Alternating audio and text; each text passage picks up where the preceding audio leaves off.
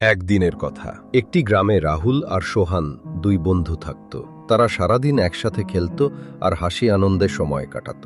একদিন রাহুল আর সোহান মাঠে খেলতে গিয়ে দেখল এক বৃদ্ধ কৃষক কাঁদছেন। রাহুল: কাকা, আপনি কাঁদছেন কেন? কি হয়েছে? কৃষক কাকা: বাবা, আমার গরুটি হারিয়ে গেছে, খুঁজে পাচ্ছি না। গরু ছাড়া আমার চাষাবাদ হবে না। সোহান: কাকা, কাঁদবেন না, আমরা আপনাকে গরুটি খুঁজে দিতে সাহায্য করব।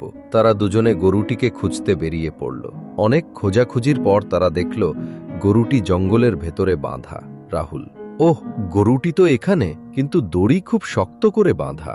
সোহান: একা খুলতে পারবো না, চল আমরা দুজনে মিলে চেষ্টা করি। দুজন মিলে টানাটানি করে গরুটিকে মুক্ত করল। কৃষক কাকা: বাবা, তোমরা না থাকলে আমি কখনো গরুটি ফিরে পেতাম না। তোমাদের অনেক আশীর্বাদ রইল। রাহুল: কাকা, বন্ধুরা একসাথে থাকলে যে কোনো কঠিন কাজ সহজ হয়ে যায়। সোহান: ঠিক বলেছ রাহুল। শিক্ষা: বন্ধুত্বে ঐক্য থাকলে অসম্ভবও সম্ভব হয়।